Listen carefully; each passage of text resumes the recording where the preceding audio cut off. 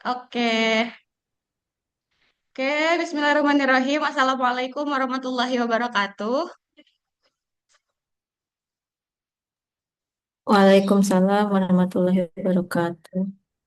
Alhamdulillahirrahmanirrahim. Pada hari ini kita bisa bertemu bersama di ruang Zoom meeting ini dalam acara webinar Shape Your Future dengan tema Kenali Diri, Berani Memilih, dan Siap Melangkah. Oke, sebelumnya saya ingin mengucapkan terima kasih banyak kepada siswi dan ibu guru dari SMA PGRI Sidangsono dan juga kepada murid-murid saya di sini dari FKL karena sudah berkenan untuk mengikuti kegiatan hari ini. Semoga kegiatan hari ini bisa bermanfaat untuk kita semua, khususnya untuk saya dan Kak Rofi sebagai yang saat ini mungkin sedang menjalani perkuliahan sebagai mahasiswi di Universitas Insan Cita Indonesia. Oke, eh mungkin sebelumnya seharusnya kita didampingi oleh dosen kami gitu ya di sini. Namun beliau berhalangan hadir karena kalau di pagi hari beliau ada kegiatan lain begitu. Jadi beliau tidak bisa hadir dan hanya kami berdua saja yang hadir di sini sebagai fasilitator pada acara hari ini.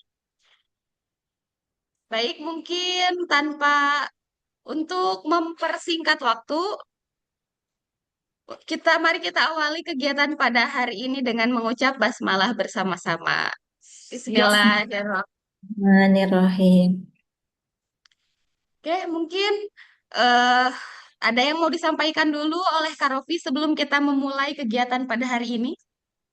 Perkenalan aja dulu Kak Hasnah. Oh iya betul, lupa ya kita belum berkenalan. Iya. Oke, sebelumnya izin memperkenalkan diri, nama saya Hasna Yulistina.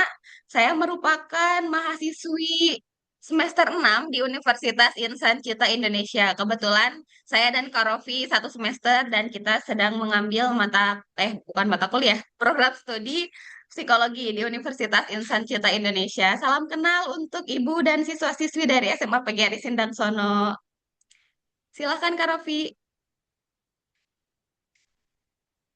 Ya, langsung lanjut aja Kak, langsung ke materi pertama Oh, berarti. oke, boleh. Oke, mungkin nanti di pertemuan hari ini kita akan ada dua materi yang akan disampaikan oleh saya sendiri dan selanjutnya nanti akan disampaikan oleh Kak Rofi. Oke, mungkin untuk materi pertama akan saya sampaikan sendiri begitu ya. Eh, Sebelumnya saya mau bertanya nih ke teman-teman semua di sini, ada nggak sih yang merasa masih bingung gitu nanti setelah lulus ini mau apa dan mau kemana? Ada yang masih bingung nggak? Masih ya, banyak yang masih bingung mungkin nanti setelah lulus mau kemana gitu ya. Sebelumnya mohon maaf lagi batuk jadi agak sedikit sering batuk-batuk.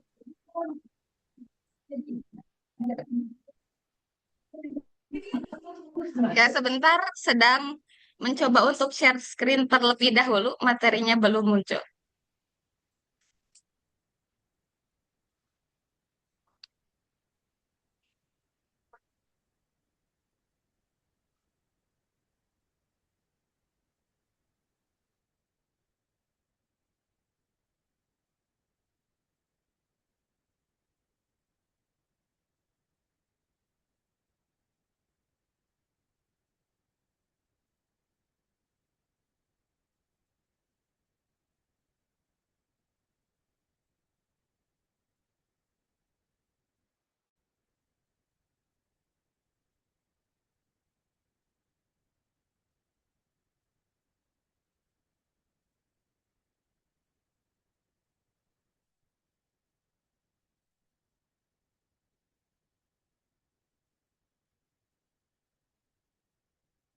Suaranya Kak Hasnah, kemute.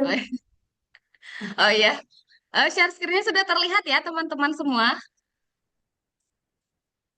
Sudah. Oke, jadi hari ini kita sedang dalam acara webinar ya, seperti yang sudah saya sampaikan tadi di webinar Shape Your Future ini, kita akan mencoba mengenali diri kita dan juga kita akan mencoba untuk Kira-kira bagaimana sih langkah apa sih yang akan kita ambil setelah nanti lulus kuliah, lulus sekolah nanti gitu ya?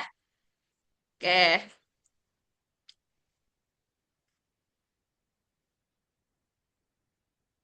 pernah nggak sih teman-teman ngerasa kayak gini? Temen aku udah tahu nih mau kuliah, tapi aku belum tahu mau apa gitu. Terus pernah nggak merasa takut salah pilih jurusan? Misalkan udah tahu nih kayaknya mau kuliah ke sini, tapi masih takut. Bener gak ya jurusan yang diambilnya gitu?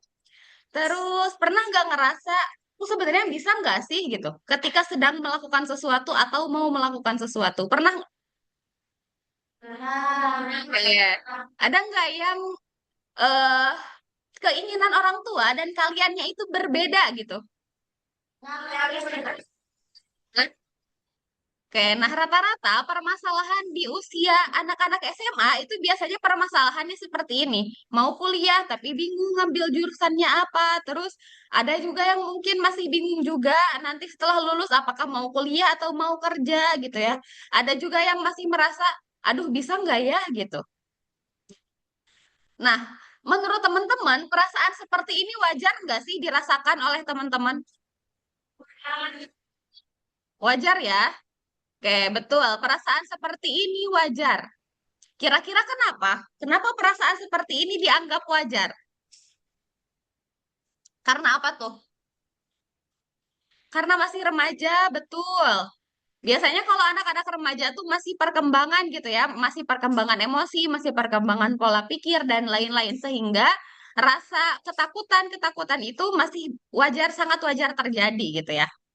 Oke, selanjutnya hari ini yang akan kita bahas, yang akan saya bahas pada pertemuan hari ini adalah yang pertama, pertanyaan kenapa sih seseorang bisa merasa percaya diri atau tidak percaya diri? Ada nggak sih teman-teman yang sekarang udah SMA nih tapi masih merasa aduh nggak percaya diri gitu? Ada nggak? Ya, oke. Ada nggak teman-teman yang ngerasa eh ini nih pengalaman gitu? Sekarang udah kelas 10, udah kelas 11, merasa nggak sih kalau pengalamannya masih sedikit atau ngerasa ah udah banyak nih pengalamannya gitu? Ada yang pengalamannya udah banyak? Lu masih merasa sedikit gitu ya pengalamannya. Oke, dan itu sebetulnya bagus. Kalau kita merasa pengalaman kita masih sedikit, itu artinya kita akan terus mencari gitu ya. Kita akan terus melakukan sesuatu hal yang belum pernah kita lakukan. Agar apa? Agar pengalaman kita bertambah. Selanjutnya yang akan dibahas terakhir adalah kenapa lingkungan itu berpengaruh. Menurut teman-teman, lingkungan berpengaruh nggak sih buat perkembangan perkembangan kehidupan kita gitu? Berpengaruh ya. Oke. Kenapa? Yang pertama pertanyaannya kenapa? Kenapa apa nih? Nah, kenapa tiga hal tadi itu sangat penting? Karena pengambilan keputusan kita ketika kita mau mengenali diri kita sendiri, kemudian mau menentukan arah masa depan kita, ada beberapa hal yang mempengaruhi. Yang pertama yaitu pengalaman, yang kedua yaitu keyakinan, dan yang ketiga yaitu lingkungan. Tadi katanya pengalamannya masih sedikit, berarti teman-teman masih harus mencari pengalaman-pengalaman lain lagi yang mungkin semakin banyak pengalamannya, maka akan semakin bagus. Yang kedua adalah keyakinan diri atau yang tadi kalian percaya diri nggak sih gitu ya? Kalau misalkan masih belum merasa percaya diri, berarti keyakinan akan diri sendirinya belum tumbuh gitu ya, sehingga masih merasa aduh takut, aduh nggak pede gitu ya. Dan yang ketiga, yang mempengaruhi pengambilan keputusan kita adalah lingkungan kita. Lingkungan yang baik tentunya pasti akan membuat kita semakin baik. Namun lingkungan yang kurang baik pasti juga akan mempengaruhi kita ke arah yang mungkin kurang baik juga gitu ya. Oke, selanjutnya, nah yang akan pertama kali kita obrolin nih di hari ini itu tentang learning experience atau pengalaman belajar kita gitu. Kalian setuju nggak sih kalau pengalaman itu ngasih label ke diri kalian? Misalnya, pengalaman itu kadang bikin kalian mikir, aku emang nggak bisa matematika. Atau misalnya, aku jago ngomong, atau aku nggak cocok jadi pemimpin. Padahal kalimat-kalimat ini cuma merupakan label yang biasanya dikasih dari orang lain ke kita, kemudian kita percaya sehingga kita mempercayai kalimat-kalimat ini gitu. Misalnya ada orang yang sebenarnya dia tuh bukan gak jago matematika, cuman mikirnya suka agak lama aja gitu. Tapi orang di sekitarnya bilang, ah kamu memang gak bisa matematika gitu. Nah akhirnya karena ada orang yang ngomong kamu nggak bisa dan kamu meyakini omongan orang tersebut, maka akhirnya kamu juga akan merasa bahwa oh iya ya emang aku mah nggak jago matematika gitu. Padahal sebetulnya pernyataan itu belum tentu benar. Kenapa? Karena label-label ini terbentuk dari pengalaman kalian. Kalau misalkan pengalamannya masih sedikit, kalian tidak bisa gitu menentukan bahwa kalian itu nggak bisa atau nggak cocok menjadi sesuatu. Karena apa? Karena semakin kalian berkembang, emosional dan pola pikirnya, maka pola pikir kalian juga pasti akan berubah. Oke, selanjutnya, kalian pernah nggak kayak gini? Kalau di sekolah suka presentasi nggak sih? Suka ya. Pernah nggak diketawain sama temennya pas presentasi? Sering, sering diketawain. Oke, biasanya kalau diketawain pas presentasi bikin kalian jadi takut nggak sih buat presentasi lagi? Ya, oke. Ada yang pernah juara lomba di sini? Ada, oke. Biasanya kalau kita pernah jadi juara, kita merasa makin pede nggak sih? Iya ya, kita merasa makin pede gitu. Terus kalian pernah dimarahin sama siapapun, sama orang tua, sama guru, atau sama siapa gitu? Pernah? Kalau misalnya dimarahin, bikin kalian jadi takut mencoba nggak sih? Ya ya, jadi takut mencoba gitu. Padahal sebetulnya kalian harus hati-hati dengan hal-hal itu. Tadi yang pertama, kalian mungkin pernah merasa gagal. Padahal sebetulnya kalau kalian baru gagal satu kali, bukan berarti kalian nggak mampu. Karena apa? Karena kalian perlu pengalaman-pengalaman lain lagi untuk tahu bahwa kalian itu sebetulnya memang mungkin kemampuannya bukan di bidang itu. Jadi kalau baru gagal satu kali nih, jangan pernah berpikir bahwa ah kayaknya emang nggak bisa deh gitu. Terus kalau misalkan kalian pernah sukses satu kali di bidang yang lain pun, kalian juga nggak bisa merasa bahwa itu adalah satu-satunya jalan kalian. Karena bisa jadi jalan-jalan lain yang belum pernah kalian lewati juga bisa menuntun kalian menuju kesuksesan gitu ya. Oke, selanjutnya, coba kita tanyakan ke diri kalian sendiri. Satu orang deh di sini, ada nggak yang mau berbagi tentang pengalaman yang pernah bikin kalian minder? Ayo, siapa yang mau?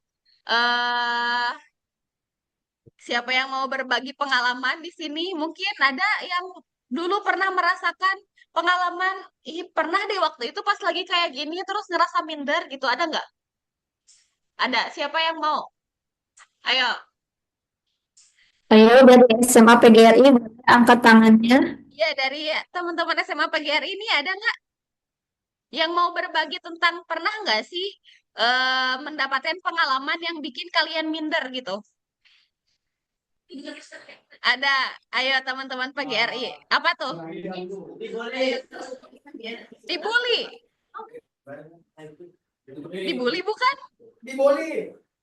Oh Ah, iya, dibully. Pernah dibully. Jadi ya, bikin Bu. minder. Oke. Selanjutnya pertanyaan yang kedua. Ada nggak pengalaman yang Ya. pernah bikin percaya diri? Ayo, siapa yang mau menyampaikan?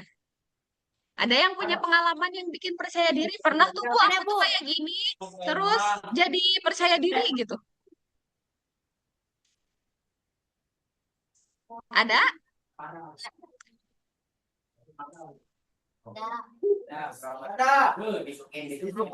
Ada, Bu. Ada. Ada. Ayo. Dari SMA PGRI atau dari Wasilah nih? Belum pada bersuara?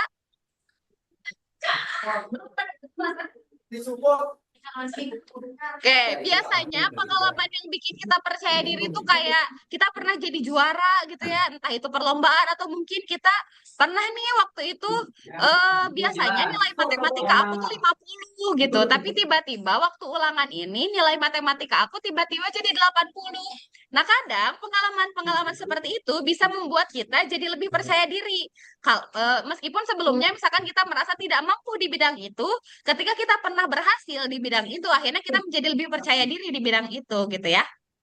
Oke, selanjutnya, yang kedua adalah self-efficacy. Kalau yang pertama tadi pengalaman ya, pengalaman itu ternyata adalah sesuatu yang penting sekali. Semakin banyak pengalaman kita, maka kita akan semakin tinggi rasa self-efficacy-nya. Kira-kira self-efficacy ini apa ya? Pernah dengar nggak teman-teman? Enggak ya, jarang dengar ya biasanya. Karena bahasa-bahasa ilmiah kayak gini tuh biasanya sulit diingat-ingat gitu ya. Oke, jadi secara sederhana, self-efficacy ini adalah seberapa yakin kamu sama diri sendiri. Jadi biasanya nih orang-orang yang pengalamannya banyak, semakin banyak pengalamannya, dia akan semakin yakin sama dirinya. Bener nggak? Bener ya? Nah, kita sebagai anak-anak nih, terutama di usia SMA, kita kenapa harus mencari banyak pengalaman? Karena ini, agar efikasi diri kita itu semakin tinggi. Kalau efikasi diri kita tinggi, berarti kita akan yakin dengan diri kita sendiri gitu. Kenapa? Kenapa self-efficacy itu penting? Nih, yang pertama, kalau misalnya kita percaya sama diri kita sendiri, keyakinan terhadap diri sendirinya tinggi, maka kita akan selalu berani mencoba. Kita juga akan selalu mau belajar dan gak akan mudah menyerah. Tapi kita bandingkan dengan orang yang self-efficacy-nya rendah. Biasanya orang-orang yang punya self-efficacy rendah, mereka akan cenderung menghindar atau disebutnya avoidance behavior. Biasanya mereka nggak mau mencoba, mereka takut gagal, dan dia akan menarik diri dari lingkungannya. Nah, biasanya orang-orang yang efikasinya rendah ini, mereka pengalamannya kurang. Kadang misalnya di kelas, padahal ada nih jadwal presentasi, mereka menolak gitu ya, ah nggak mau ah sama temen yang lain aja yang bisa gitu. Padahal sebetulnya, semakin banyak pengalaman kita, maka keyakinan terhadap diri sendiri akan semakin meningkat. Jadi nih teman-teman kan masih kelas 10, kelas 11 nih. Nah, harus semakin diperbanyak nih pengalamannya. Biar apa? Biar self-efficacy-nya meningkat.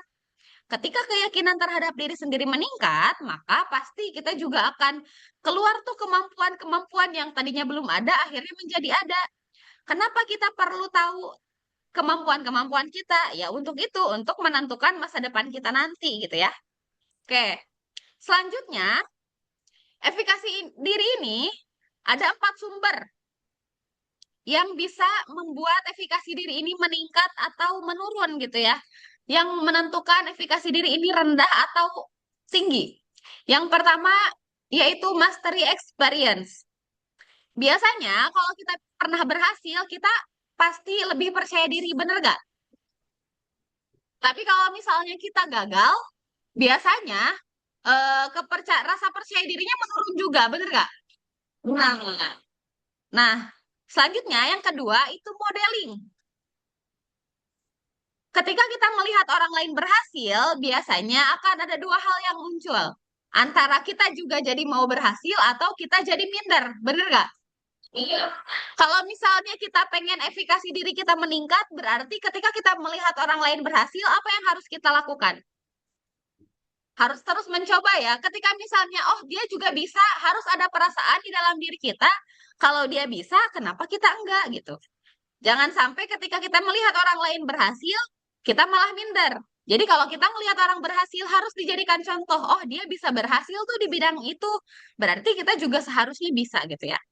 Oke, selanjutnya social persuasion. Kata-kata dari orang lain.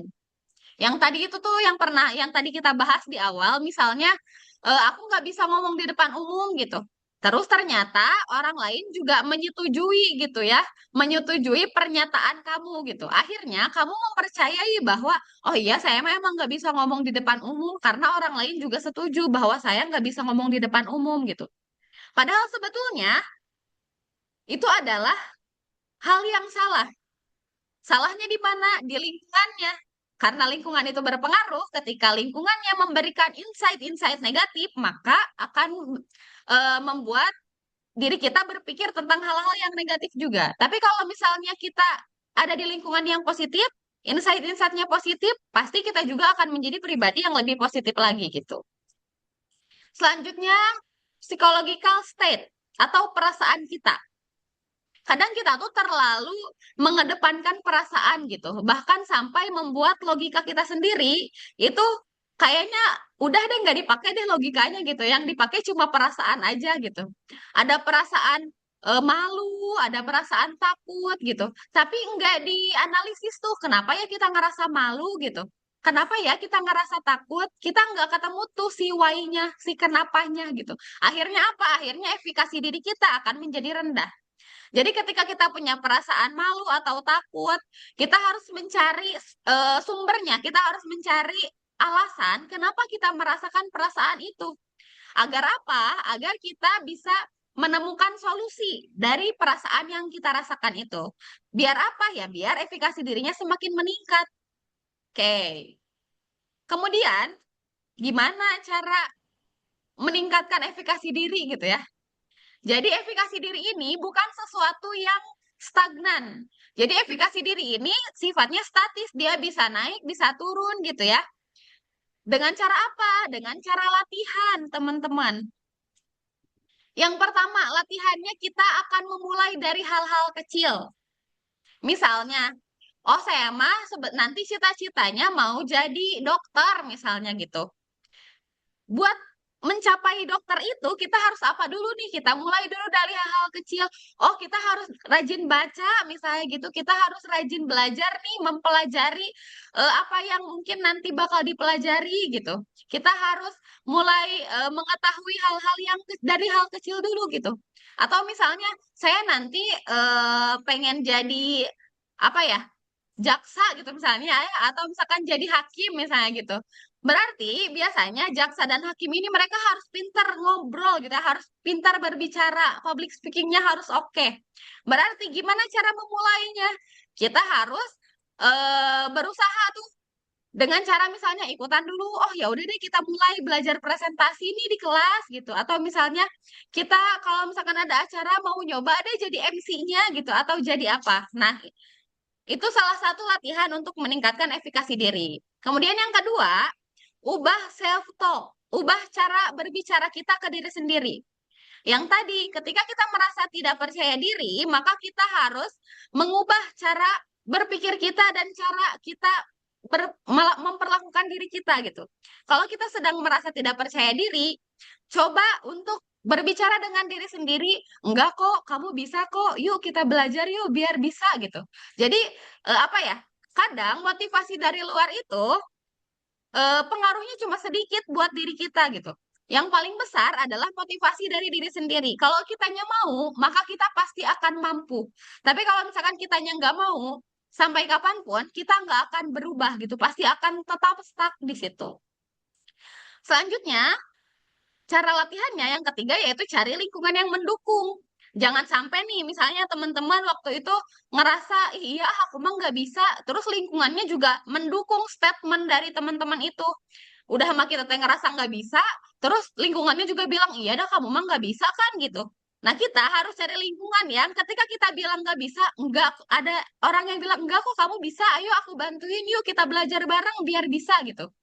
Nah, itulah fungsi dari lingkungan untuk meningkatkan efikasi diri. Dan yang terakhir, biasakan untuk selalu mencoba. Kayak tadi misalnya kita mau jago public speaking, berarti kita harus membiasakan diri untuk mencoba berbicara di depan umum. Salah satu latihan kecilnya adalah presentasi di kelas gitu ya. Oke, selanjutnya yang ketiga ada environment atau support. Support ini apa sih? Support ini adalah lingkungan kita. Jadi, lingkungan itu berpengaruh gak? Tadi kan teman-teman berpengaruh ya. Kenapa lingkungan berpengaruh? Karena yang pertama, lingkungan bisa bikin kita stuck. Ini nih ada dua pohon apel nih. Yang satu pohon apelnya cuma ada batang dan daunnya aja. Nggak berbuah. Jadi si pohon ini tinggal di lingkungan yang gersang misalnya gitu ya, yang air di dalam tanahnya cuma cukup untuk membuat dia berdaun. Sedangkan lingkungan yang satunya membuat dia berkembang. Dia tinggalnya di pinggir sungai misalnya gitu ya, yang eh, airnya banyak sehingga cukup untuk membuat dia berbunga dan akhirnya berbuah. Jadi lingkungan itu seberpengaruh itu. Kalau misalkan kita tinggal di lingkungan yang salah, teman-teman, kemungkinan kita akan stuck aja gitu di satu posisi itu. Sedangkan kalau misalkan kita tinggal di lingkungan yang benar, maka itu akan membantu kita berkembang ke depannya. Oke, misalnya nih ada dua lingkungan. Yang pertama lingkungannya support. Kalian punya teman yang suka nyemangatin. Coba ibu mau tanya, di kalian nih di kelas, punya nggak teman yang suka nyemangatin gitu? Ada ya. Terus, ada guru yang percaya sama kemampuan kalian. Ada, oke. Selanjutnya yang kedua, ada lingkungan barrier. Ada nggak teman yang suka ngejatuhin? Ada juga. Oke, ada nggak lingkungannya yang toksik gitu kayak pokoknya mah ini teh lingkungannya kayaknya nggak enak gitu. Kalau di kelas kayak gitu nggak? Nggak, tapi mungkin ada gitu ya. Nah, kita harus bisa memilih kita mau punya lingkungan yang support atau punya lingkungan yang membarier kita. Pasti kita milihnya apa? Yang support ya, biar bisa bisa membuat diri kita semakin berkembang gitu. Oke, tapi realitanya nggak semua orang bakal dukung kamu, bener gak? Bener ya, kadang ada aja orang yang ngejatuhin gitu ya. Kayak tadi ada aja yang ketika kita sukses, dia tuh nggak suka gitu kalau kita sukses. Selanjutnya, nggak semua orang bakal percaya sama kamu. Bener gak? Ada mungkin guru itu yang eh ya percaya pokoknya sama kemampuan muridnya, tapi juga ada mungkin guru pas gurunya percaya, temennya malah ngeremehin. Akhirnya kita ada di tengah-tengah antara dua pandangan yang beda. Guru kita percaya, tapi teman kita ngeremehin banget nih kemampuan kita gitu. Akhirnya kita akan kebingungan. Yang ketiga, kadang orang terdekat yang suka menjatuhkan. Misalnya, kayak kita tuh sebenarnya pengennya ke sini, tapi terus ada lingkungan yang bilang, ah ngapain ke situ, nanti juga gini gitu. Jadi kayak gak mendukung deh gitu. Orang terdekat tuh kadang bukan mendukung gitu ya, malah membuat kita menjatuhkan. Nah, ketiga hal ini harus kita sadari bahwa memang hal ini yang terjadi di lingkungan kita gitu. Berarti apa? Berarti yang pertama, tadi kita harus punya banyak pengalaman. Biar apa? Biar self efikasi kita atau efikasi diri kita itu semakin tinggi. Kalau misalkan efikasi diri kita tinggi, kita akan semakin mudah berkembang. Tapi kedua hal tadi, pengalaman dan efikasi diri itu didukung oleh satu hal, yaitu lingkungan. Kalau lingkungannya tidak baik, maka kita akan kesulitan mencari pengalaman dan kita juga akan kesulitan dalam meningkatkan efikasi diri. Tapi kalau misalkan lingkungannya baik gitu ya, lingkungannya support, itu pasti bakal mendukung kita tuh. Efikasi dirinya akan meningkat, kemudian kita juga akan lebih mudah dalam mencari pengalaman. Gitu. Jadi, kita harus punya mindset penting ini. Bahwa apa? Bahwa kamu tetap punya kendali atas hidup kamu. Jadi mau bagaimanapun orang lain memandang kamu gitu ya, kamu harus punya pemikiran yang seperti ini, bahwa diri kamu itu ya dikendalikan oleh diri kamu sendiri. Jangan sampai diri kamu dikendalikan oleh orang lain. Kalau misalkan kayak gitu, berarti mindsetnya masih kurang bagus lah gitu ya. Gimana caranya? Yang pertama, pilih respon kamu. Misalnya, kayak tadi tuh teman-teman dari SMA PGRI ada yang katanya pernah dibully sama temennya. Nah, kita harus memilih. Kita akan ingin merespon seperti apa gitu ya. Kemudian, pilih circle kamu. Kalau misalkan tadi punya nih teman yang suka ngedukung, tapi ada juga teman yang ngejatuhin. Berarti kita harus memilih circle mana yang mau kita ambil. Apakah yang mendukung kita atau yang suka menjatuhkan kita. Dan yang terakhir, pilih langkah kamu. Kalau misalkan tadi tuh kita udah punya pengalaman, sertifikasi kita udah bagus. Nah, kita harus mempersiapkan diri untuk melangkah. Kemana kita akan melangkah nantinya? Nah, kemana kita akan melangkah nantinya ini nanti akan dibantu dijelaskan oleh rekan kelompok saya, Karafiatul Mahmuda. Oke, sebelum ditutup, Ibu ingin bertanya apa satu hal yang kamu pelajari dari materi barusan? Coba. Harus mencoba, terus harus percaya diri. Apalagi harus berani memilih. Terus harus apa? Memilih pertemanan, lingkungan gitu ya. Dan satu yang barusan terakhir, mindset apa yang harus ditanamkan? Hmm?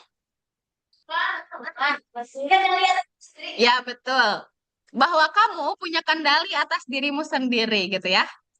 Oke, mungkin hanya itu yang dapat saya sampaikan. Untuk sesi tanya jawab mungkin bisa kita taruh di akhir nanti setelah Kak Rofi menyampaikan materi sesi 2. Silahkan Kak Rofi. Iya, terima kasih atas materi yang sangat bisa.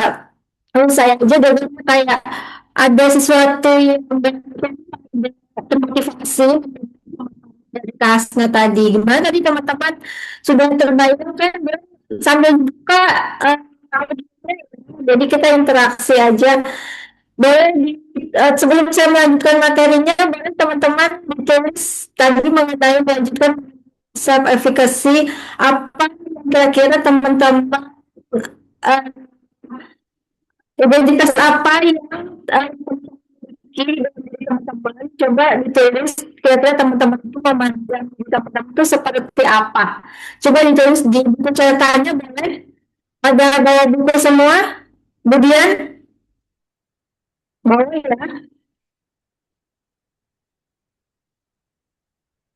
sambil dibuka aja audionya ya,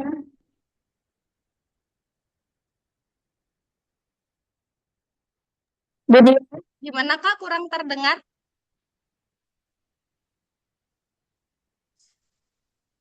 sambil dibuka aja. Sudah terdengar nih? Kak Hasna, kedengaran suara saya? Terdengar Kak? Ya, ya boleh sambil dibuka audio, baik teman-teman dari SMA Hasan dan teman-teman dari SMA PGRI Sindasono ditulis di buku catatan masing-masing apa yang teman-teman bagaimana teman-teman semuanya ditulis di bukunya. Misalnya saya itu orang yang jago public speaking, misalnya saya jago karate atau saya orang cerita gitu, gampang dekat sama orang tentang tentang sendiri. Coba boleh yang positif maupun itu terserah, boleh tulis aja bagaimana teman-teman teman-teman sendiri. Tulis di buku catatannya masing-masing ya. Oke, boleh dimulai.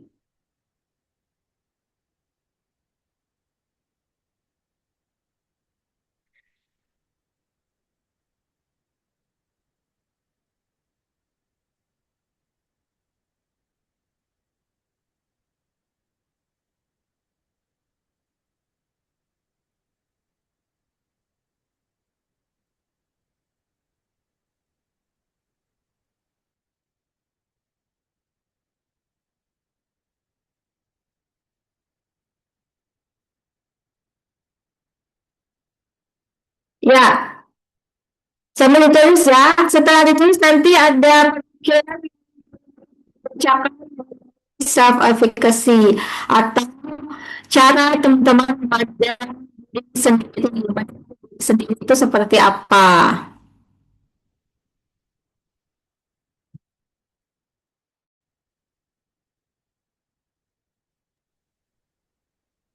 Ke sini suaranya agak putus-putus Kak.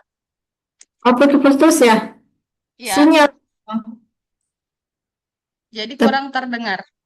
Oh, ya, di sini penuh sih.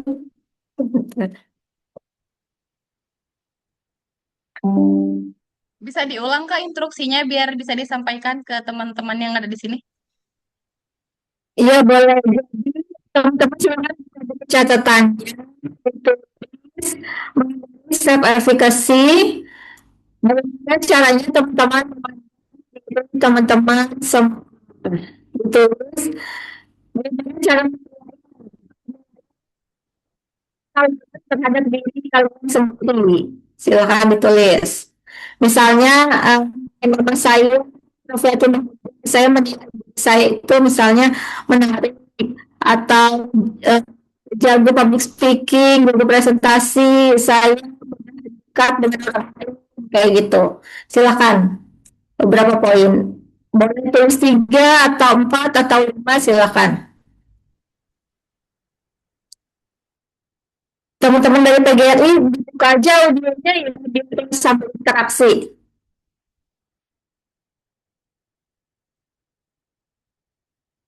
Yang di sana nggak kedengeran ya suaranya? Ya barusan masih putus-putus Kak. Hmm. Jadi diminta untuk menulis keinginan mereka, mungkin ya mereka ingin eh, memiliki kemampuan apa gitu ya Kak. Ah, cara self efficacy-nya mereka itu seperti apa gitu.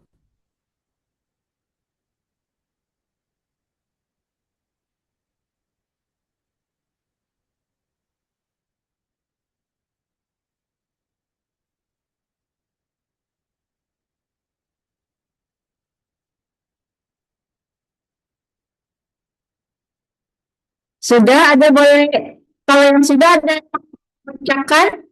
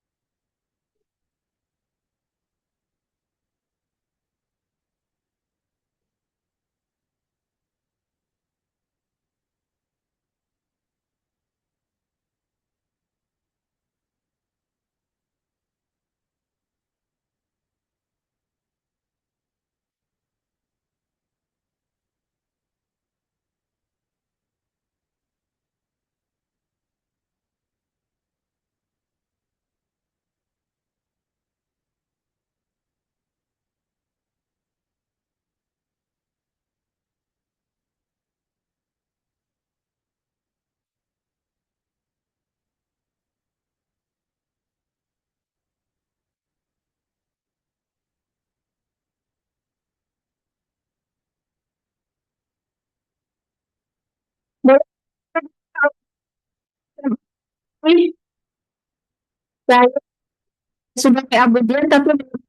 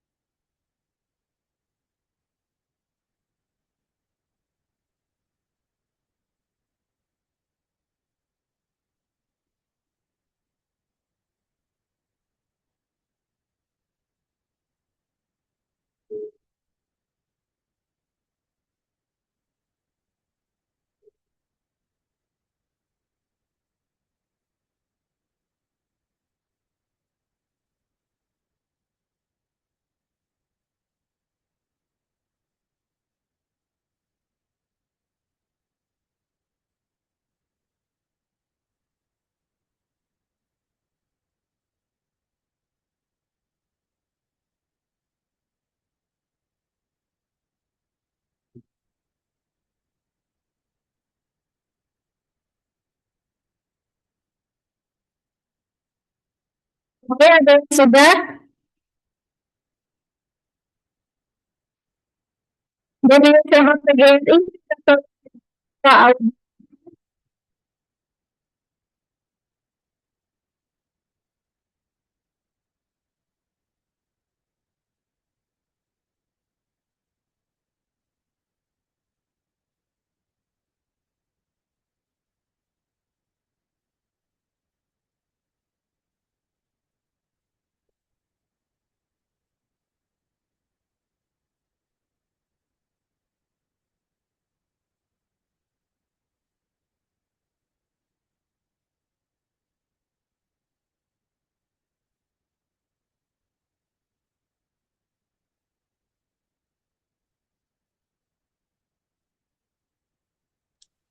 Ini ada katanya nih Kak, ada yang mau menyampaikan.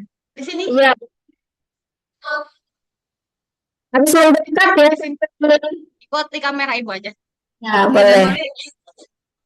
Mm. Silakan. Di sini nggak kelihatan. Ah, Silakan bacakan ya. Sebutkan namanya majuan, siapa. majuan. Udah, jangan berisik ya yang lainnya. Kekurangan kekurangan aku itu selalu berpikir negatif sebelum ngelakuin hal itu. Misalkan kayak, tapi kelebihan aku tuh berani mencoba gitu. Hmm. Aku mau mencoba, tapi kekurangan aku sebelum aku ngelakuin itu kayak, duh orang lihat aku gimana ya? Orang suka gaya sama aku, kekurangan tuh kayak gitu. Nah, Takut. gitu, udah. Makasih. Ya, terima kasih. Siapa namanya? Kayak gitu katanya Kak. Jadi katanya dia tuh sebetulnya suka mencoba hal baru gitu, tapi sebelum melakukan hal baru itu dia suka overthinking gitu, takut akan penilaian orang lain mungkin kayak gitu Kak. Ya, siapa tadi namanya? Namanya Dina. Oke, tadi untuk makan yang disebut oleh sendiri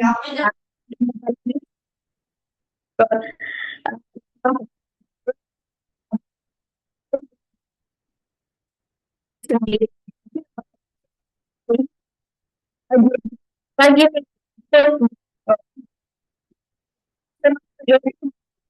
ya, nggak apa-apa selama acara buka aja biar sambil interaksi. Ya gimana Kak? Ya untuk dari sama PGRI boleh dibuka audio agar sambil interaksi. Oh Lydia, iya, oke. ya,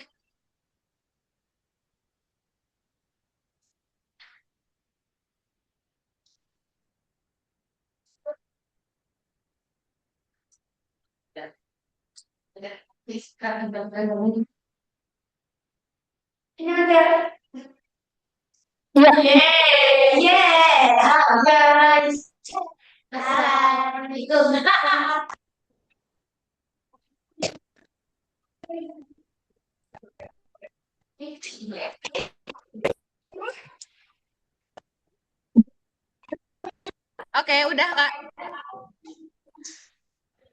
oke ada lagi.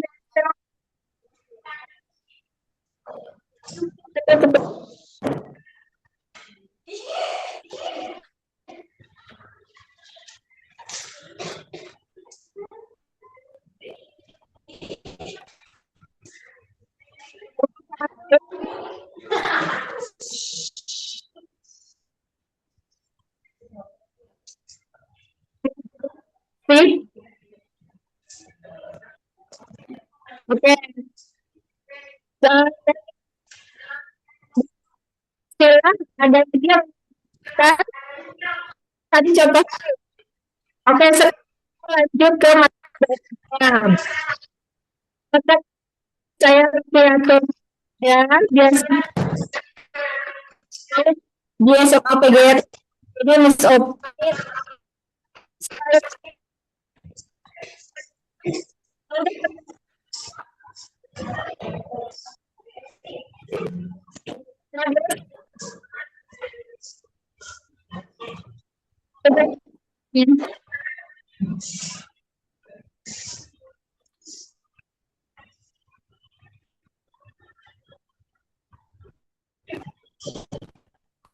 Suara enggak?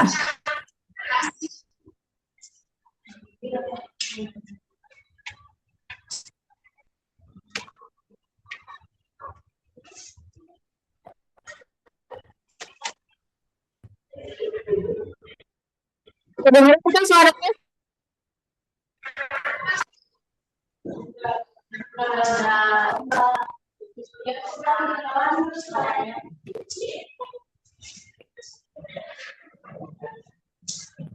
Kedengeran suaranya enggak?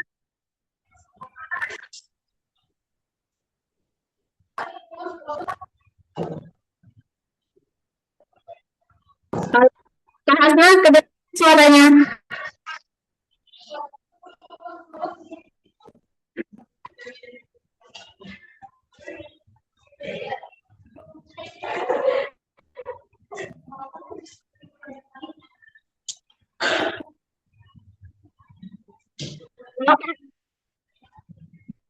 Suara saya dengar.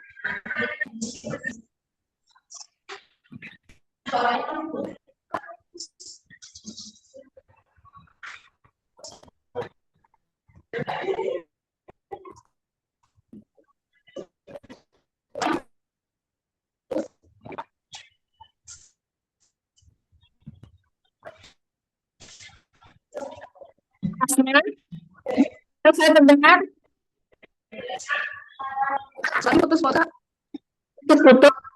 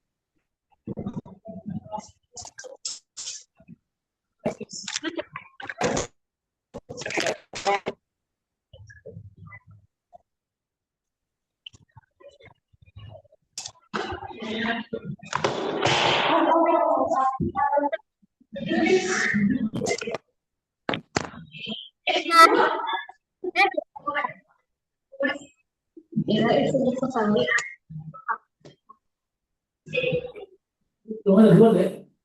Belum ada tuh. Tapi ada. Kedengaran. Belum ada dia pakai kita ada. Saya tidak.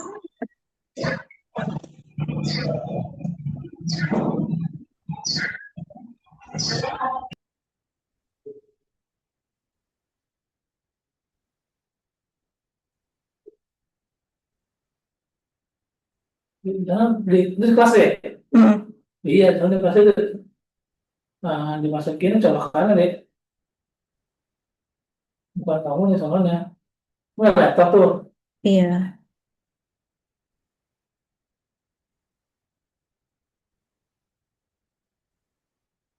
Ini gimana lanjut apa enggak gimana? Apa? Nggak ada interaksinya, aku nggak bisa. Yang pertama gimana? Yang pertama udah. Hah? Hah? Aduh.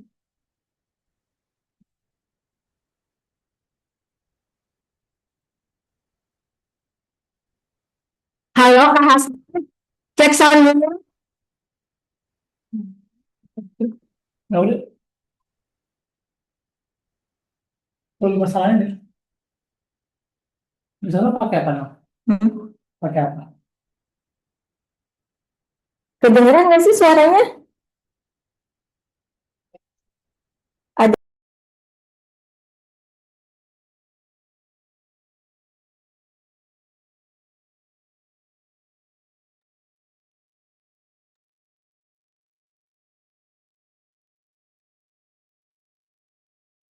si, tolong teleponin nih si Rapti nih.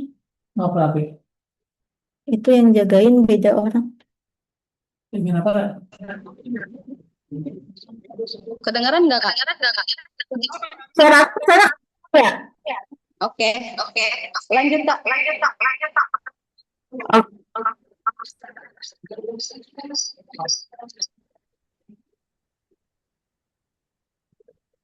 Oke, perkenalkan saya Rasyad. Panggil biasa kalau itu dipanggil dan di Universitas Pendidikan Psikologi sudah membahas self efficacy bersama Kak Hasna bagaimana bagaimana cara teman-teman sendiri dan uh, memandang diri teman-teman seperti apa tadi dari self efficacy. Nah, selanjutnya saya akan lanjutkan ke arah saya bagaimana terkait sejak SMA. Ada teman-teman masih sulit untuk menentukan jurusannya. Boleh saya cerita sedikit mengenai perjalanan saya atau perjalanan karir saya, boleh? Boleh ya. Oke, jadi saya itu dari uh, SD, sekolah SD negeri, kemudian SMP itu MTS, dan akhirnya juga saya di pesantren seperti teman-teman. Saya pesantren juga ya, sama saya juga dari pesantren, dan kemudian setelah lulus dari pesantren itu saya bingung sekali ya teman-teman, wah mau ambil jurusan apa nih? Tidak ada yang memberikan arahan gitu kan. Nah teman-teman di sini betul sekali bisa arahan dari Kak Hasna tadi, dan saat ini ada saya juga bersama teman-teman. Nah, ketika itu saya di jurusan apa? Saya kuliah di Universitas Islam Negeri Syarif Hidayatullah Jakarta. Eh, saya tidak ada yang tahu arahnya kemana dan mau ambil jurusan apa. Saat itu yang saya tahu dan saya bisa bahasa Arab, bahasa Inggris. Saya juga sudah terbiasa dengan agama karena di pesantren gitu kan. Nah, tapi ada satu kekurangan dari pesantren itu, eksaknya masih kurang gitu kan. Nah, saat itu saya dapat bisikan nih dari orang tua saya. Gimana teh kalau ambil jurusan perbankan syariah gitu kan. Nah, dari orang tua saya. Kemudian saya mengikuti keinginan orang tua saya untuk mengambil jurusan perbankan syariah, itu di pilihan pertama. Nah, kemudian saya terus di pilihan keduanya itu ada pendidikan bahasa Inggris, dan pilihan ketiganya itu psikologi. Sebetulnya saya sudah ada arah minat ke psikologi, tapi saat itu belum ada yang validasi saya yang tepat untuk saya ambil jurusan itu apa gitu kan. Nah, singkat cerita saya kuliah di sampai selesai mengikuti kemauan orang tua saya, tapi selama perjalanan ternyata kayaknya ini saya salah jurusan nih, nggak passion di jurusan ini gitu kan. Dan itu baru sadar itu di tengah-tengah gitu kan, tapi saya juga menyadari saya harus menyelesaikan apa yang sudah saya mulai gitu. Jadi untuk membahagiakan orang tua saya akhirnya lulus kuliah. Setelah lulus kuliah, saya kerja di SMA PGRI Nasional di sana. Eh, apa namanya? Karena passion saat itu ada bisnis juga, akhirnya membuka bisnis.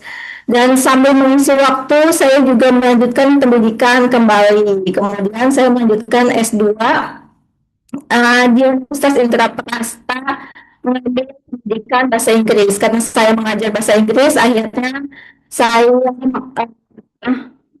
jurusan itu, kemudian lulus sempat jadi dosen, dan masih mengajar juga. Kemudian saat ini menikah, dan mempunyai beberapa anak, dan kembali arahnya itu saat ini adalah menjadi psikolog, atau uh, sudah berganti ya teman-teman. Jadi di sini saya memberikan cerita yang sampai teman-teman itu harusnya sudah tahu dari SMA ya arah mereka kemana. Uh, dia ada salah jurusan itu, dan ini terarah sudah sejak dari awal gitu. Jadi teman-teman di sini mudah sekali bisa ikut acara ini, bisa tahu nih arah kemana arah sejak SMA gitu. Ada nggak teman-teman yang tahu mau ambil jurusan apa nanti, atau teman-teman di tempat mana?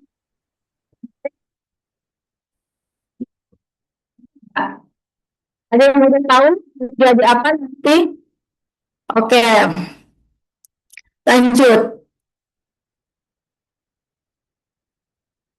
Nah, misalnya ada nggak teman-teman di sini takut gagal mau ambil jurusan ini, takut, atau kita sendiri, atau masih gitu. Sih kalau adalah yang sesuai, bukan yang sempurna. Semua pilihan pasti ada resiko dan proses belajarnya. Jadi semua pilihan itu tidak ada yang sempurna. Yang penting teman-teman memilih sesuai dengan teman-teman. Oke, di akhir sesi kita ada penjelasan mengenai tes psikologi untuk menentukan arah minat teman-teman ya. Nah, sekarang dari catatan teman-teman, tanya ke diri sendiri, aku ingin jadi apa? Kenapa aku ingin itu dan apa yang aku sama? Oke, boleh tanya ke dalam diri teman-teman sendiri, tulis di aku ingin jadi apa? Oke, udah? Sambil tulis ya. Tulis teman-teman, aku ingin jadi apa? Kenapa aku ingin jadi? Kenapa aku ingin itu dan apa yang membuat silakan ditulis teman-teman. Boleh dibacakan ya. Aku ingin jadi apa? Nanti yang aktif dan interaksi dan ada tanya jawabnya nanti akan dapat hadiah. Oke, sudah ditulis teman-teman. Aku ingin jadi apa? Sudah? Nah, misalnya contohnya, aku ingin jadi psikolog yang tugasnya itu membantu orang lain. Ini jadi kreator, suka berbicara dan kreatif. Ini jadi pengusaha. Nah, contohnya suka jualan. Itu jadi contohnya ya. Apa harapan teman-teman? Nah, mau jadi apa?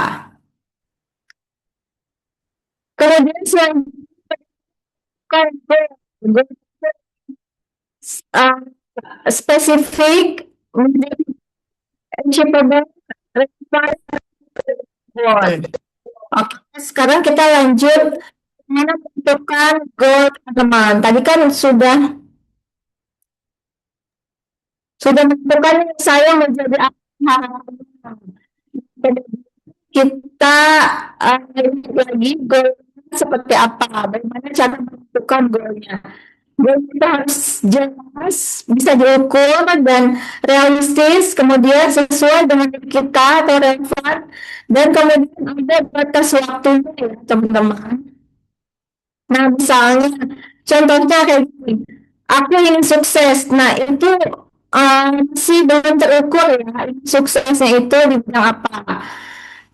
Contohnya selanjutnya, aku ingin masuk jurusan psikologi di perguruan tinggi negeri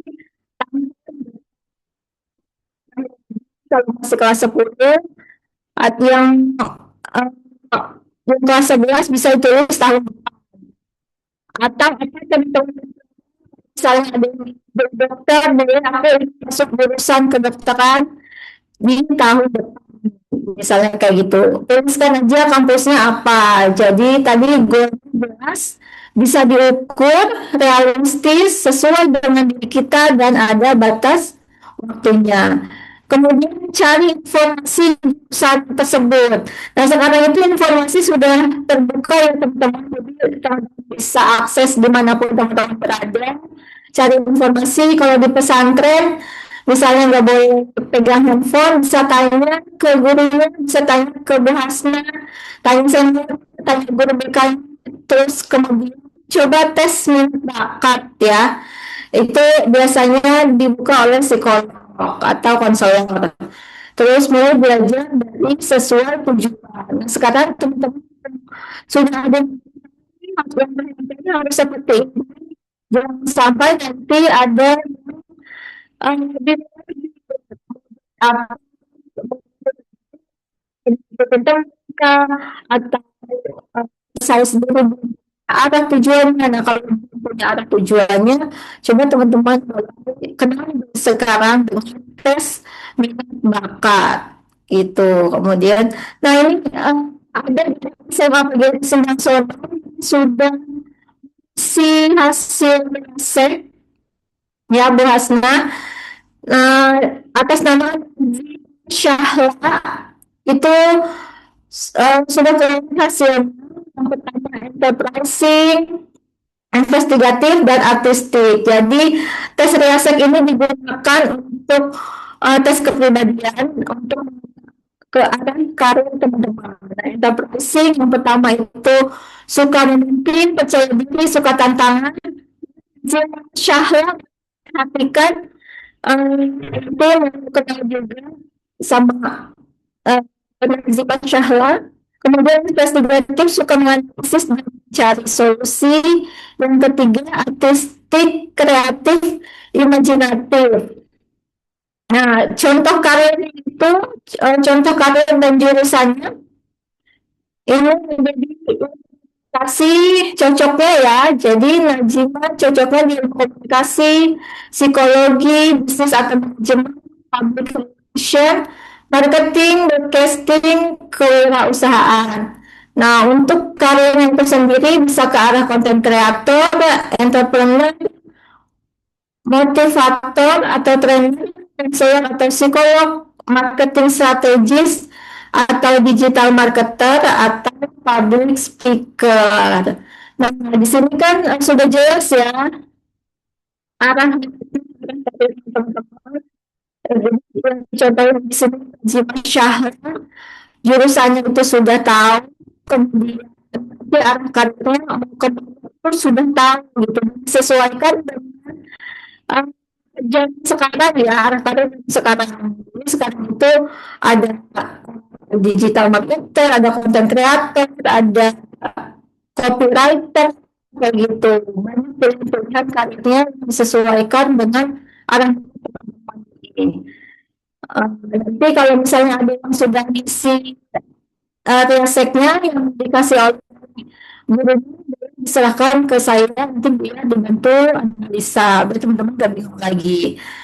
Nah, oke, setelah ini kita akan sesi tanya jawab dan sharing bagaimana teman-teman di sana dan apa saja yang ingin ditanyakan. Jadi sambil dibuka ini ya, silakan.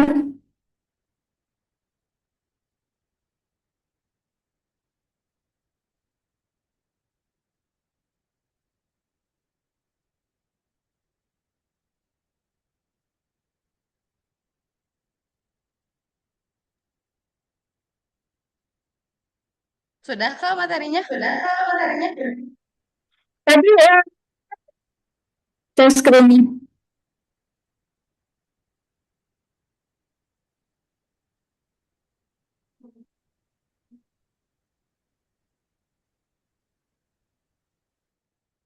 Sesi tanya jawab ya.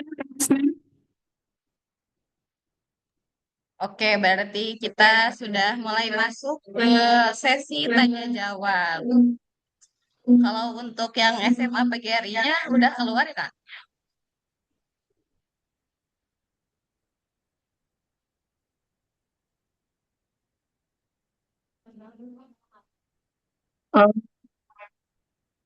Oh, coba saya konfirmasi dulu ya. Oke, mungkin sambil kita tampung dulu pertanyaan-pertanyaan dari siswa MA Wasilak ya, Kak. Iya, siap. Oke, boleh. Oke, boleh.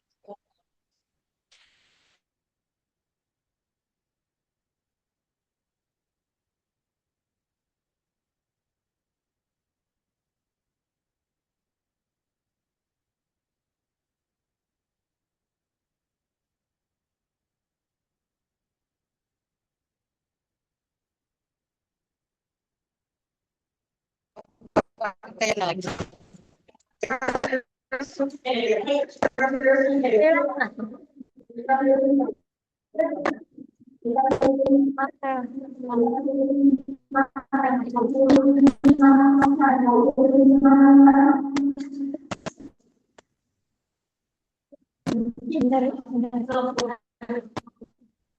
Oke, silahkan.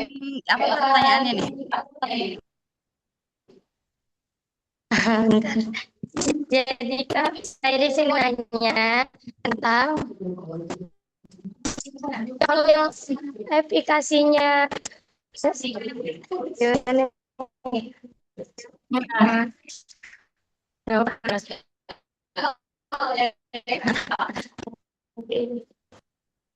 Ibu.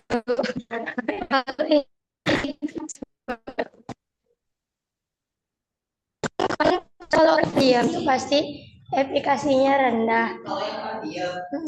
Tapi kalau orang yang pendiam atau pinter, ya jadi itu tuh efikasinya rendah atau tinggi. Oke, ada lagi yang mau bertanya?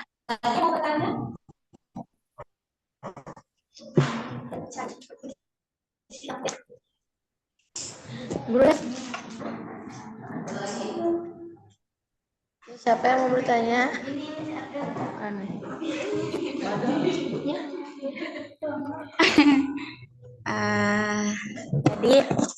Jadi di sini aku mau nanya tentang peranan avoidan itu kan ada dua tipe kepribadian, mungkin tentang introvert sama extrovert. Nah, avoidan kan diartikan juga berarti yang orang sangat menghindar. Itu tentang efikasi rendah berarti ya, Bu. Di situ itu masuk orang yang ekstrovert atau introvert, karena kadang yang ekstrovert juga ngerasain bahwa dia tuh ini saatnya aku menghindar, tapi itu kan sama aja kayak peranan tentang avoidan. Oke, ada lagi? Cukup? Cuma dua? Oke.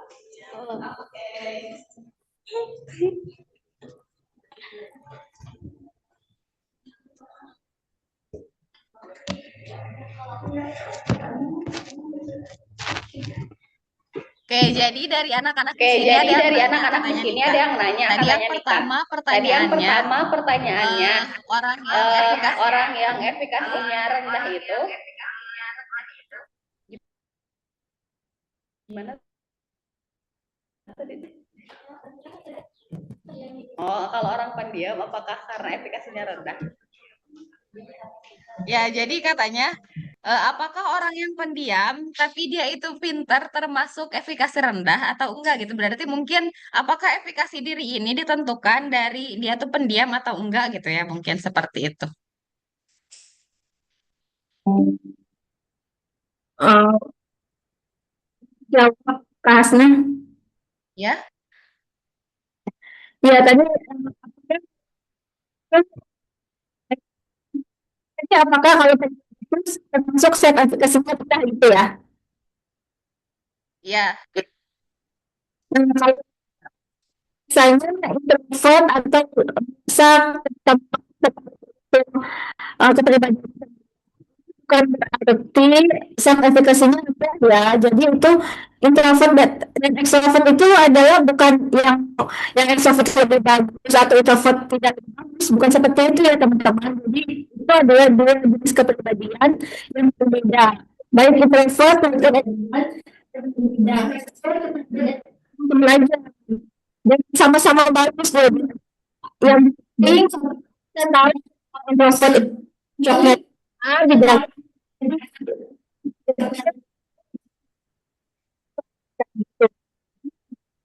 itu teman-teman tidak usah khawatir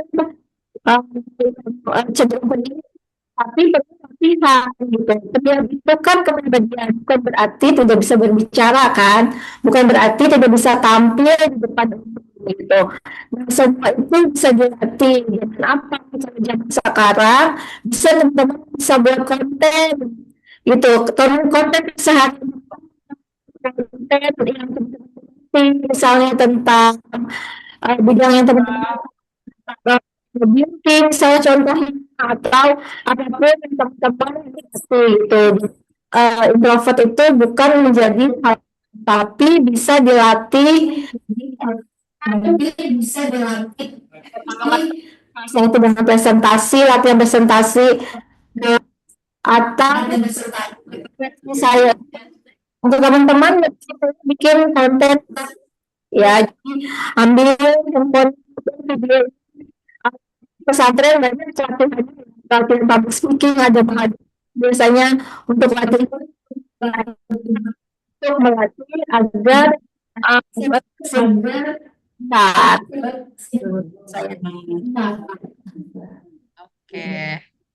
Jadi gitu katanya teman-teman. Jadi efikasi diri itu tidak berhubungan secara langsung dengan apa ya, apakah dia ekstrovert atau introvert gitu. Jadi orang ekstrovert ataupun introvert itu mereka punya eh, sama-sama punya kemampuan gitu dan mungkin bisa jadi sama-sama mempunyai efikasi diri yang tinggi karena efikasi diri ini tidak ditentukan oleh apakah dia introvert atau ekstrovert begitu teman-teman.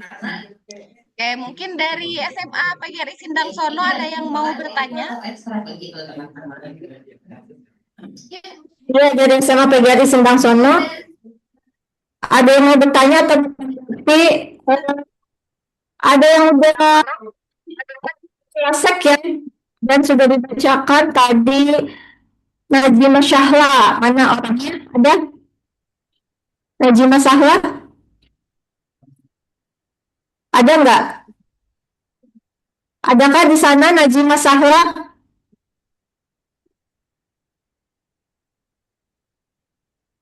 Oh, nggak ada. Ini adakah Najima Syahla? Oh, silakan ke depan ya.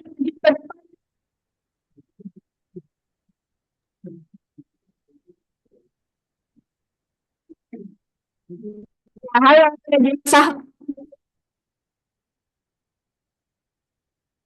Tadi sudah lihat hasil tes riaseknya? Sudah lihat belum hasil pemaparan? Ya, Bu. Tes riasek? Ya kan? Sudah tes ngisi tes yang dikasih. Sudah?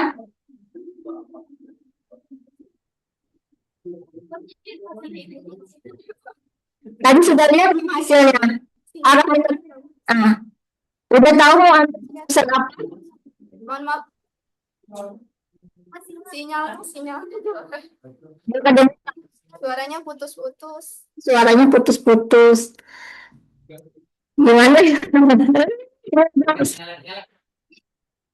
Sudah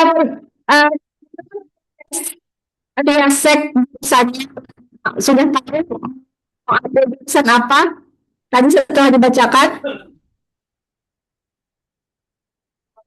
Ya. Jurusan apa sudah tahu? Mohon maaf, tahu apa ya, Bu? Coba Mohon- bisa ulangi. Sudah tahu. Hasil tes riaseknya tadi katanya Kak, udah muncul belum? Kalau sudah muncul, apakah bisa dibacakan hasilnya apa?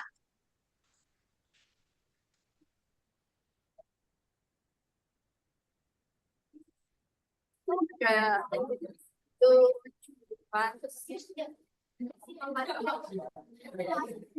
Ya, bisa lagi.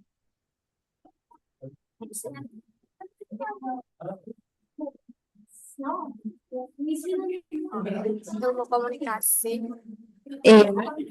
psikolog, manajemen. Oh, Ini hasil apakah kira-kira dari sini ada yang pesan apa nih?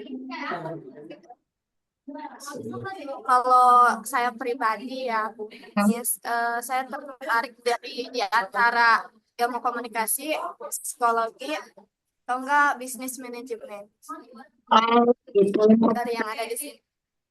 Psikologi atau nah kalau mau ambil psikologi itu uh, tanya saya atau ke Kak Hasna mengenai psikologi. Kebetulan kamu belajar jurusan psikologi, kalau komunikasi bagus juga. Nanti untuk saran-sarannya kamu dan sekarang uh, itu di dalam konten kreator itu ada ilmu komunikasi, kamu bisa berlatih di situ. Kemudian uh, apa namanya bisa rutin membuat konten setiap hari kayak gitu. Kalau untuk bisnis manajemen juga bisa sambil jual di TikTok misalnya affiliate atau apa bebas bisa affiliate sudah dibikin sedikit kayak gitu. Sudah tahu mau Oke. ambil mana? Sejauh ini masih bingung ya pilihnya. Kenapa bingungnya?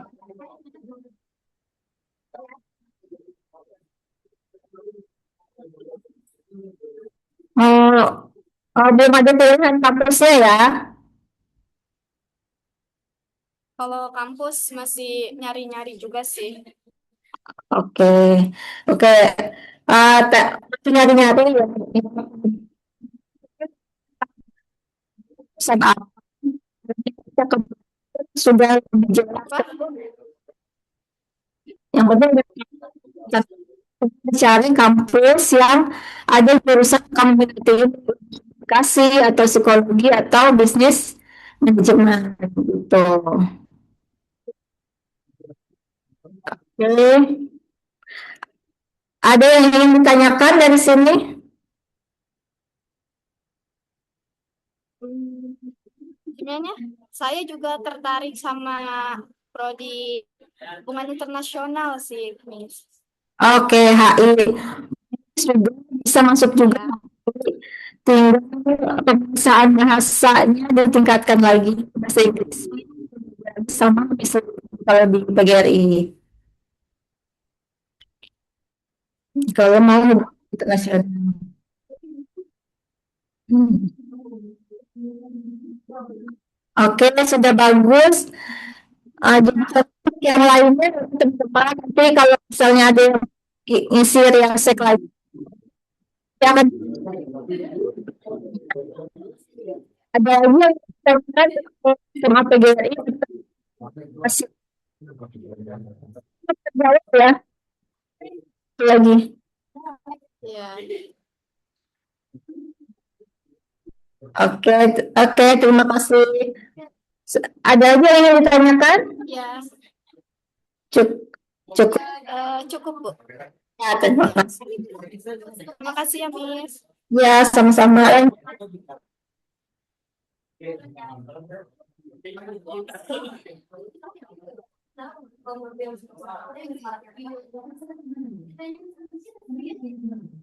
Lanjutkan.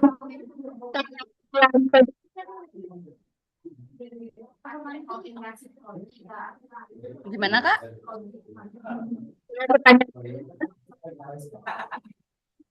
Oke, dari SMA PGRI Sendang Sono, apakah ada yang mau bertanya lagi terkait materi yang disampaikan hari ini?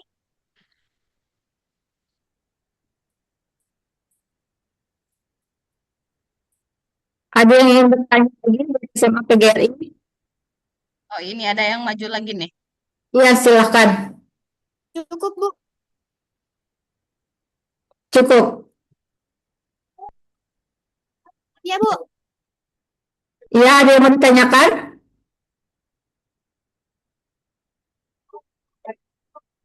Ada yang mau Cukup, ditanyakan? Bu. Cukup, cukup ya, baik. Cukup katanya Kak Hasna. Ini sinyalnya. Oke, Oke. karena mungkin tidak ada yang ditanyakan lagi. Jadi, sebelum kita tutup acara Pertanyaan pada siang hari ini, ada yang bisa menyimpulkan nggak nih kira-kira hasil yang kalian dapatkan setelah kalian mengikuti kegiatan webinar ini apa nih kira-kira? Ada yang bisa menyampaikan?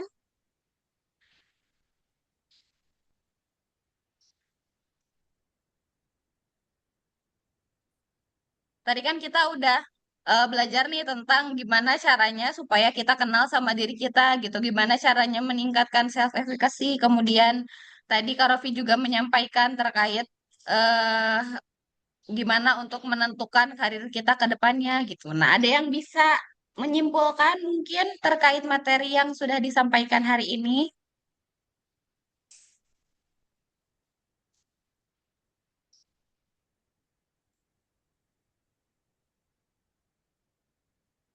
ada yang simpulkan SMA PGRI satu orang dari Alhamdulillah satu orang. Oke, siapa yang mau menyampaikan, menyimpulkan materi hari ini?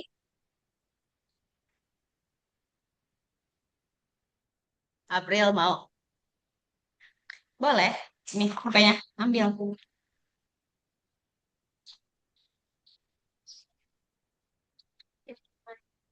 Mic-nya nyalain dulu. Nyala belum? Ya.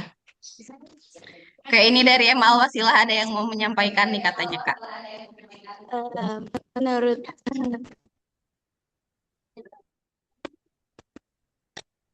menurut saya, pendidikan aplikasi diri itu harus ada didasarkan kemauan banyak kemampuan terhadap diri. Karena pada dasarnya diri sendiri yang mempunyai kendali atas diri.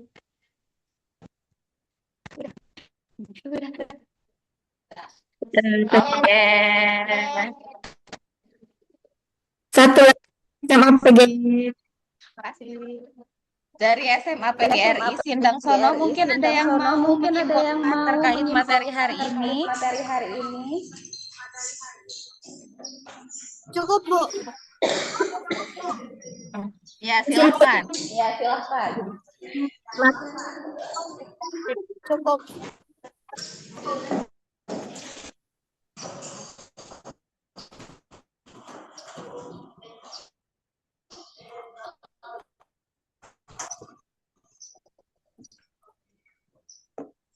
Ada dari PGRI ada yang mau ambil kesimpulan satu orang putra atau putri.